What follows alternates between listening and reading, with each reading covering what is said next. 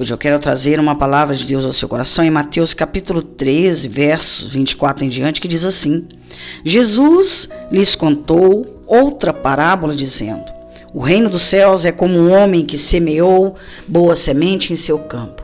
Mas enquanto todos dormiam, veio o seu inimigo e semeou o joio no meio do trigo e se foi. Quando o trigo brotou e formou espigas, o joio também apareceu. Os servos do dono do campo dirigiram-se a ele e disseram: o senhor não semeou boa semente em seu campo? Então de onde veio o joio? O inimigo fez isso, respondeu ele. Os servos lhe perguntaram: o senhor quer que o tiremos? Ele respondeu: não, porque ao tirar o joio, vocês poderiam arrancar com ele o trigo. Deixem que cresçam juntos até a colheita. Eu vou parar por aqui no versículo 29, porque eu trago aqui uma resposta de Deus ao seu coração. A você que tem aí muitas dúvidas a respeito do Evangelho de Jesus Cristo. O próprio Deus trouxe a você aqui hoje essa resposta através dessa parábola. Porque ele respondeu aqui ao homem que o perguntou se queria que arrancasse o joio que estava nascendo ali no meio do trigo.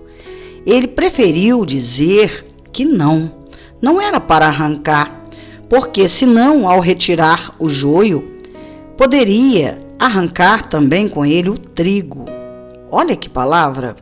Então, muitas vezes você tem aí algumas dúvidas na sua vida quanto a algumas coisas que possam estar acontecendo ao seu redor. Primeiro, Deus está esperando, que esse trigo cresça um pouco mais e que esse joio também venha a crescer juntamente com o trigo um pouco mais. Quando esse joio e esse trigo já estiver num determinado tamanho, vai ser mais fácil identificar quem é um e quem é o outro verdadeiramente. Aí sim, você não precisará fazer coisa alguma no que se discerne no Espírito com relação às coisas de Deus. Porque aqui diz o versículo 30, deixem que cresçam juntos até a colheita. Então direi aos encarregados da colheita, juntem primeiro o joio e amarrem-no em feixes para ser queimado. Depois juntem o trigo e guardem-no no meu celeiro.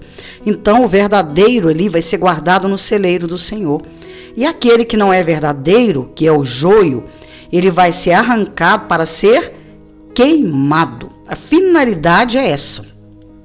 O fim de todas as coisas com relação ao joio e ao trigo, que podemos dizer assim, comparando essa palavra aqui em Mateus capítulo 13. O que discerne no Espírito e o que a palavra de Deus está ensinando é que na hora certa, o joio será retirado. Da parte de Deus, então, nem se fala. Ele mesmo vai fazer a obra no campo. Ele mesmo vai fazer a colheita. O joio, ele vai ser separado, ele vai ser queimado.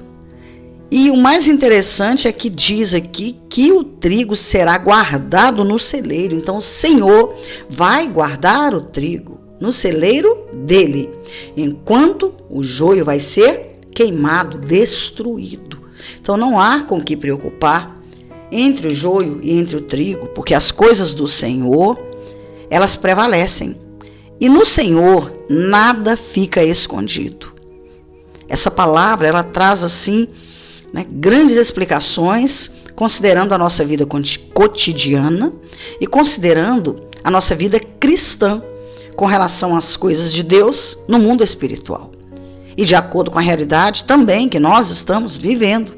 Porque quando lançamos uma semente ali no campo, quando nós vamos fazer uma horta, por exemplo, você vai semear ali algumas sementes, das quais você tem interesse que frutifiquem, sempre haverá aquelas penetras que estarão lá para atrapalhar a evolução, o desenvolvimento daquela outra planta que você gostaria que germinasse.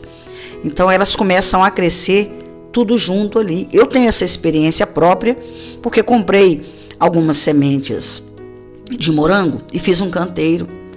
Mas até que tudo pudesse, né, vir a germinar, eu fiquei na dúvida, porque ao entorno ali de onde eu lancei as sementes, começaram a germinar muitas outras plantinhas, as quais eu não tinha certeza se eram realmente aquelas que eu havia lançado na terra para o processo de germinação, ou se eram as outras intrusas que sempre aparecem no meio. Então eu tive que esperar por um bom tempo para ver a diferença de acordo com o tamanho das folhas, de acordo ali, né, com a foto do pacotinho que eu havia semeado, para discernir se era ou não sementes de morango. Então, essa parábola, ela serve para tantas outras lições na nossa vida, que nós não podemos desprezá-la em momento algum. Essa parábola do joio e do trigo traz grande conhecimento físico e espiritual. E você pode ler aí essa parábola em Mateus capítulo 13, versículo 24 em diante. Deus abençoe.